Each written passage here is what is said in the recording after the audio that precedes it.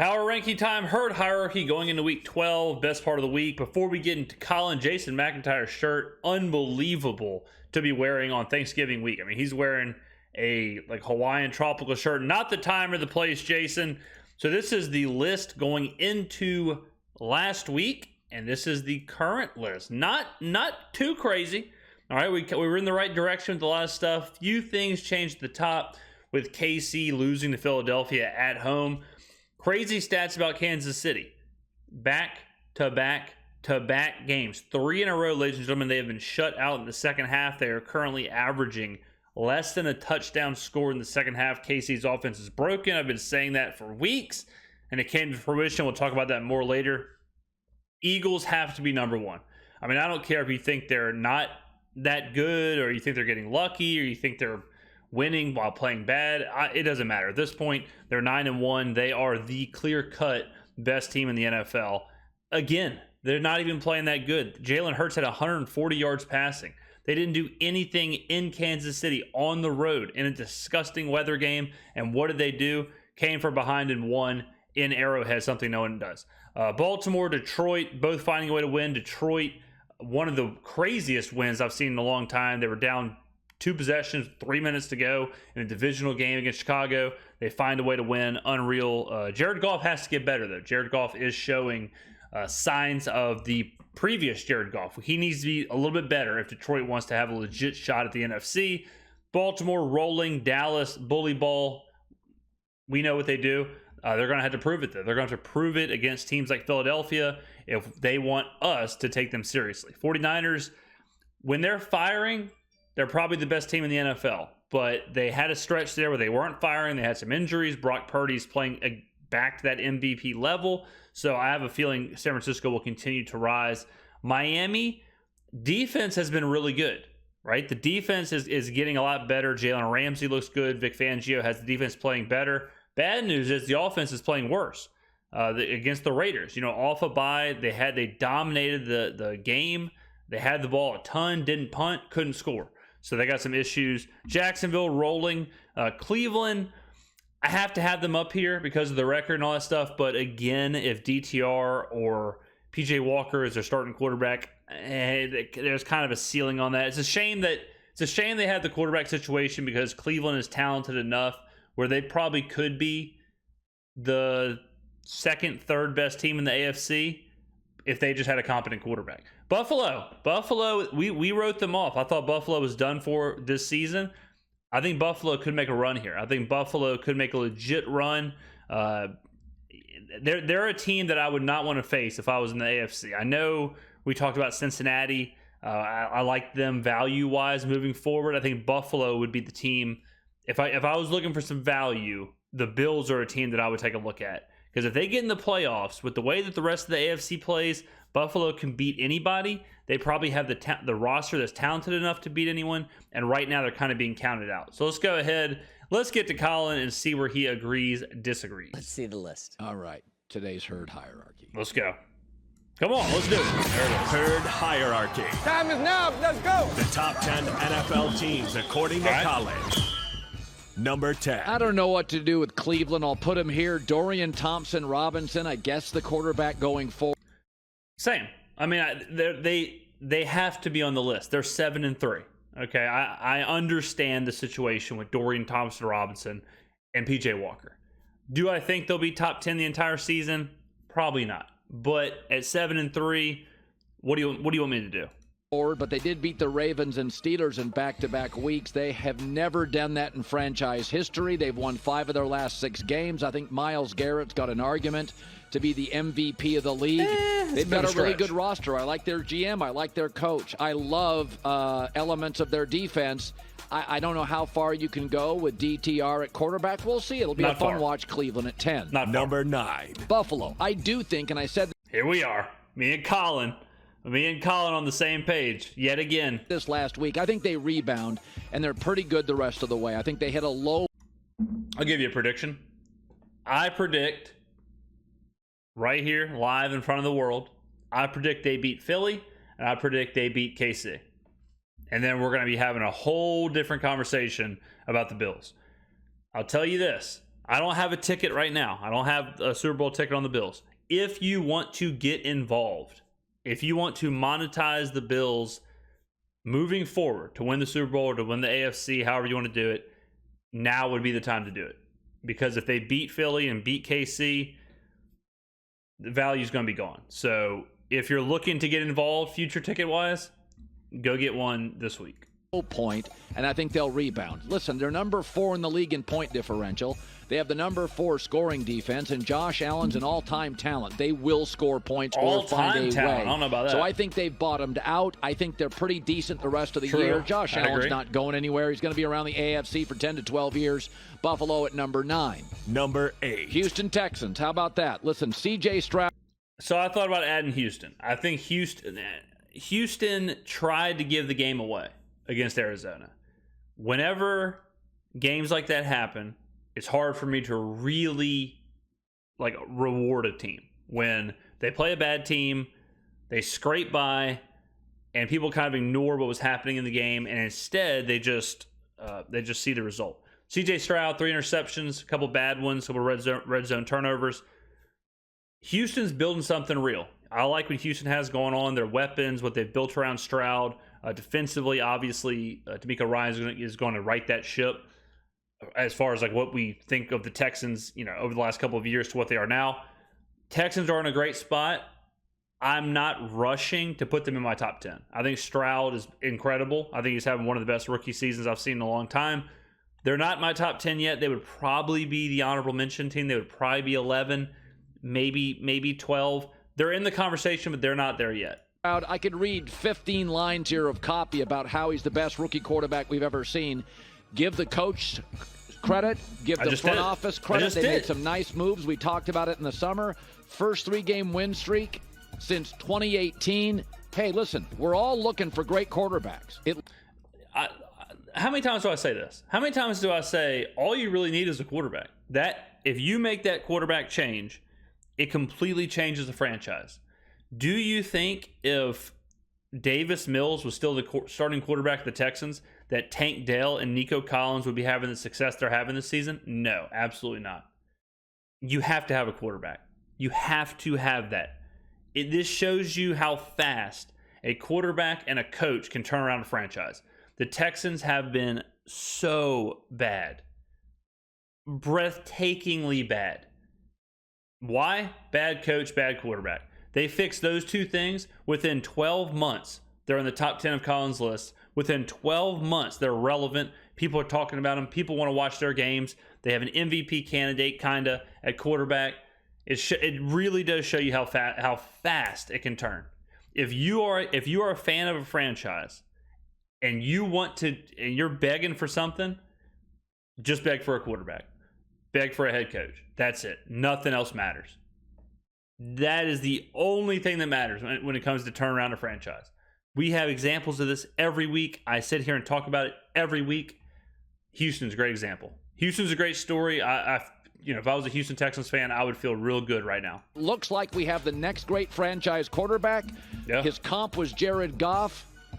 Jared Goff's pretty good. I like watching Detroit's offense. If he's Jared Goff, I'll take it. CJ Stroud, Houston, number 8. Number 7. Jacksonville. Man, they're a weird right team. on They've it. won 6 of their last 7. Let's not freak out. Their defense leads the NFL with 20 takeaways, and Trevor Lawrence has a 100-plus passer rating. I'm not going to lie. I went back and forth this week, and I tried to figure out what I'm missing with Jacksonville. Why I don't have Jacksonville higher ranked. Because I was thinking about this last night during the Chiefs game. I was thinking about it, and I was like, Jacksonville should be better than Kansas City. If you look at the offense, if you look at the weapons, if you look at everything, the way the two teams are built, Jacksonville should be better. But for some reason, they're not. And for some reason, they're not there yet. So I got to figure out what it is. I don't know if they're still learning. I don't know if they're still kind of getting over those growing pains, going from being an average team to a great team. I don't know if that's the case, and maybe we're a year early. Maybe we're a year early on Jacksonville. Maybe this is the year they take that step. They're 7-3 now. So they could easily be in that 1 seed, 2 seed conversation, maybe win a playoff game, lose a tight one against a really good team, and then next year they could be ready to make that jump. Jacksonville's in a good spot too. They're Houston, but a few years ahead of time, right? So I like what Jacksonville has going on, but for some, they're not this. So I hesitate to even say this, but they're kind of like the AFC version of the Cowboys. They're good. They're a top 10 team. They do what they're supposed to do, but I don't know if they're a serious, legit contender just yet. In 3 or 4 games, they can beat anybody, but they can also lay an egg. I mean, this week against Houston, 100%. They got bombed by Houston. Houston's one of CJ Stroud's first games.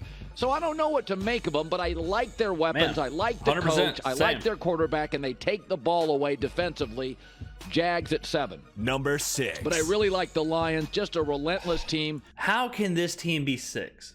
I don't get this. They're 8-2. They're going to be your 1 seed in the NFC. What do you have? What do you not like about this team? All they do is win. They're 8-2. I mean, good running game, good weapons, good quarterback, good defense, good head coach. The team is real. The Lions are real. Having them at 6 is nuts.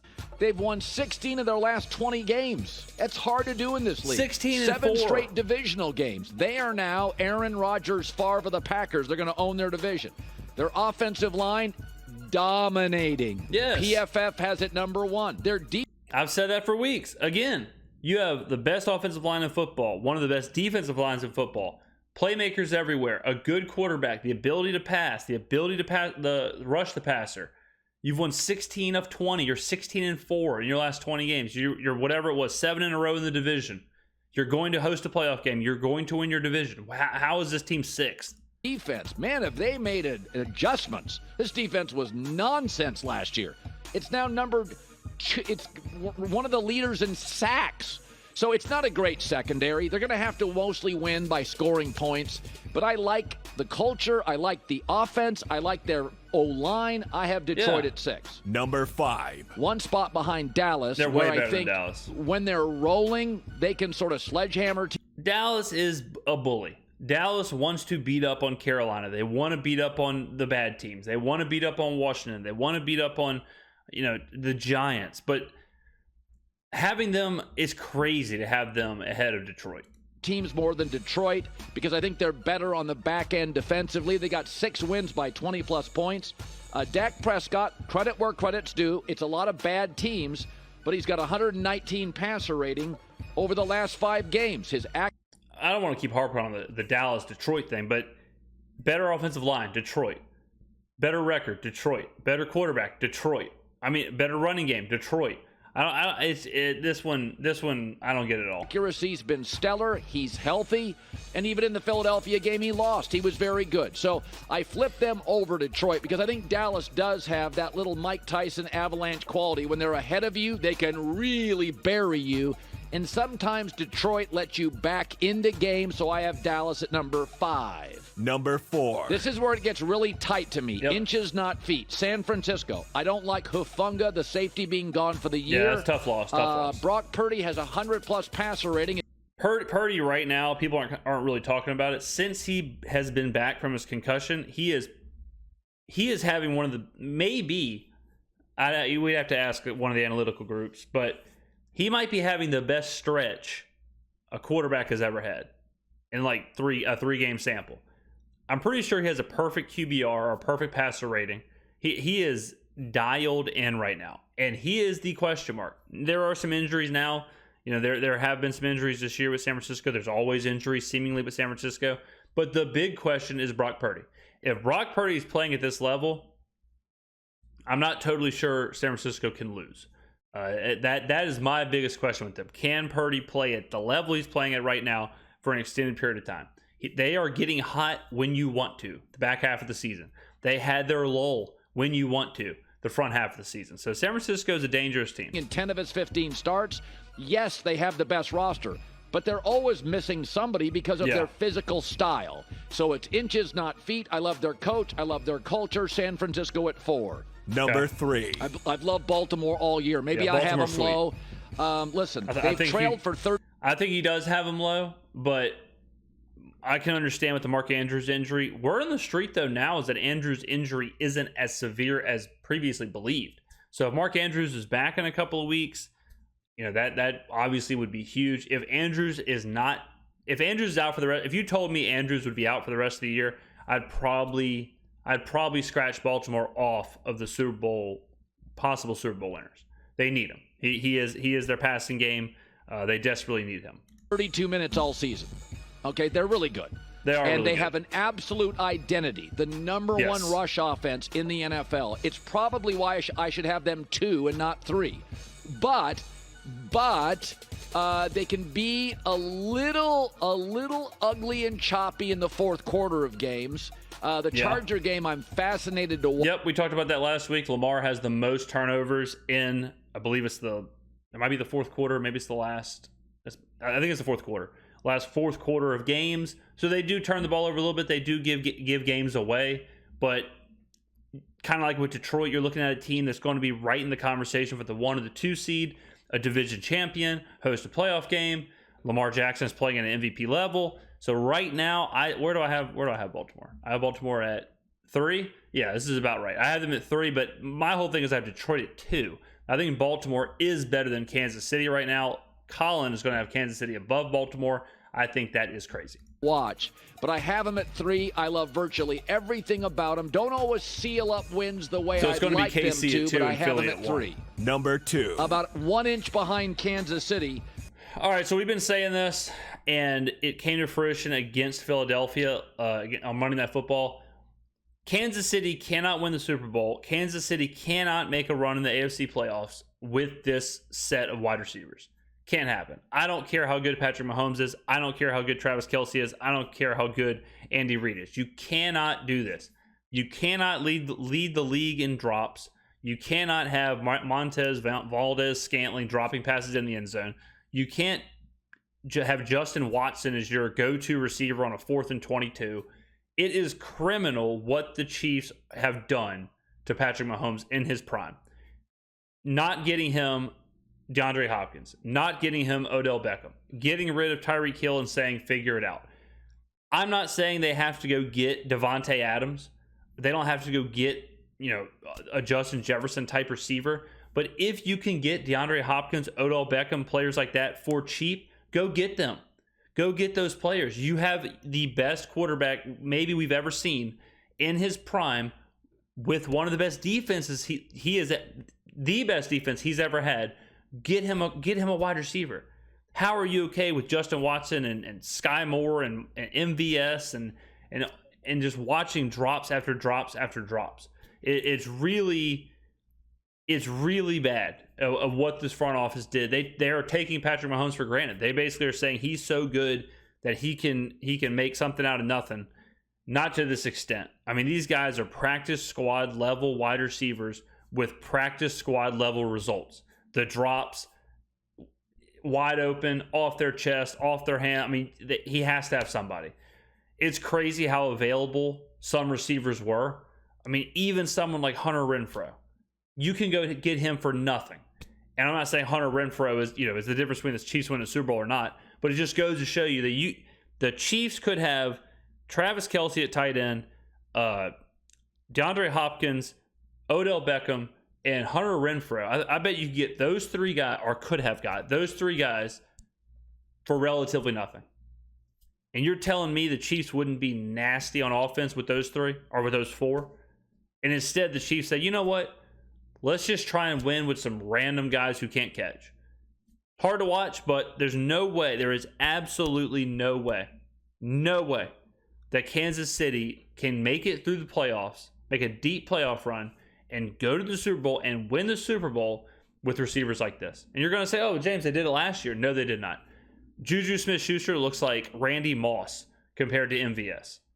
Listen, you say, well, Kansas City dropped the ball last night. That's what Kansas City is now. They drop passes every week. Well, they weren't very good in the red zone. Well, they're tied for the most turnovers in the NFL this year. Oh, I forgot to say this. Another thing. Eric Bieniemy out, Matt Nagy in. What are we seeing? The Chiefs have been shut out in 3 straight games in the second half. The Chiefs are averaging 5 points in the second half this season. Coincidence? I don't think so.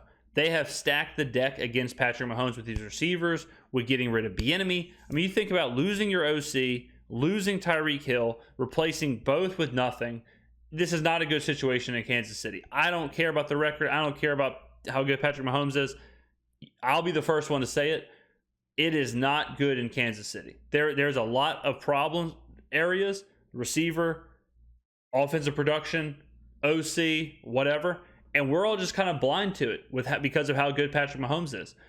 Offensively, in the second half, the Chiefs are the worst team in the NFL.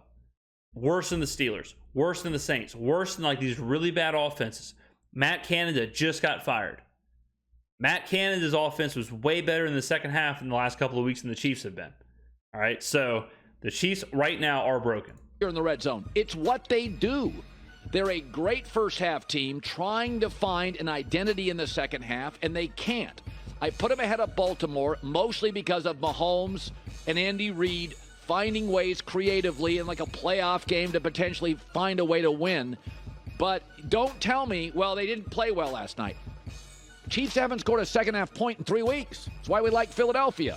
Number 1. And the Eagles. And don't tell me that. Yeah, the Eagles are nuts. I mean, 9-1, you go win that game. Jalen Hurts didn't play very well. They couldn't do anything offensively. Down, whatever it was, 10 at halftime. They find a way to win on the road in Arrowhead. The Eagles just find a way to win. The Eagles are winners. The Eagles are a winning franchise right now. Incredible adjustments by Sirianni in the Monday night game. Jalen Hurts is a true leader. He's got this team believing no matter what, they can win. They've got playmakers. DeAndre Swift has been a revelation. Devontae Smith is really good. Did I say DeAndre Swift? DeAndre Swift. Swift and Smith had me thrown off there. DeAndre Swift, revelation. Devontae Smith is an incredible receiver, and he's their second best receiver. A.J. Brown this year set records for the most 150 yards games in a row. Eagles are nasty. Bottom line, they are nasty, and they should not be 9-1. They have not played like a 9-1 team, but they are 9-1. That is the definition of a good team. The Eagles are a threat, whether you like it or not. They are the best team in the NFL right now, and they haven't even hit their stride. When we see Philly hit their stride, it is going to be nasty. They didn't play well and got lucky. That game looked like all their games. They're 4-0 when trailing at halftime. They're 3-0 when trailing by 10-plus points. They're 12-2 on the road over the last 2 years. It's kind of surprising that Philly can do that. It's because they want to control the game. They want to run the ball. They want to possess the ball. They want to do the brotherly shove. But the fact that they can come from behind and win so frequently, that's wild. Because they don't want to, but they can. And anytime a team can do that, anytime a team can just kind of like shift in the middle of a game and find a way to win because of the game flow, like that is just such good coaching. That's such good adjustments. The players are, it takes a special kind of team to be like, we want to do this thing, but we have to do this to win. Okay. And then they do it to win. And they just kind of go back and forth between schemes, and it doesn't matter. Very impressed with Philadelphia. This is what their games all look like. They can get too cute, which they did in the first half. Jalen Hurts only 1 rush, and then they settle down and go physical over fancy. Jalen Hurts had 11 rushes of his 12 in the second half. But this is what Philadelphia is. I've watched almost every snap this season, and this is what Kansas City is. They're imperfect team. This is why I talk about like stats don't really tell the full story all the time. I watched that entire game. Hurts had a couple kneel downs at the end, and then on the last drive, or one of the last drives, he ran a few times to try and like kill the clock, slid down. I know one time it was like a 3rd and 22. He slides down. So if you look at it and you're like, oh man, he was running all over the place in the second half. And then you look at it and you're like, well, if 5 of those were virtually him just kind of killing the clock, it's like, eh. And then in the first half, he gets sacked 5 times. So how many of those sacks were him running around in the backfield and then just getting taken down? Sacks are a weird thing now with quarterback rushes. Trust me, someone who bets on quarterback rushing props all the time, there's a lot of rushes that probably should be rushes that are graded as sacks. So if you look at just the stats right there, you're thinking, oh, they just started running him in the second half. He ran all over the place. But if you actually watch the game, it's like, that's not really the case. A handful of those were basically just give up plays. But Philly is incredible. Teams. Philadelphia's games all look like that, and increasingly, Kansas City's games, great first half, lots of drops, bad second half, look just like that. So, great first half. They scored 17 points. There's a ton of drops. You know, is that an A+ 5-star performance from Kansas City? No. Ladies and gentlemen, let me know in the comments below, where do you agree, disagree? Who are your top 10 teams? Thank you for watching. I will see you in the next video.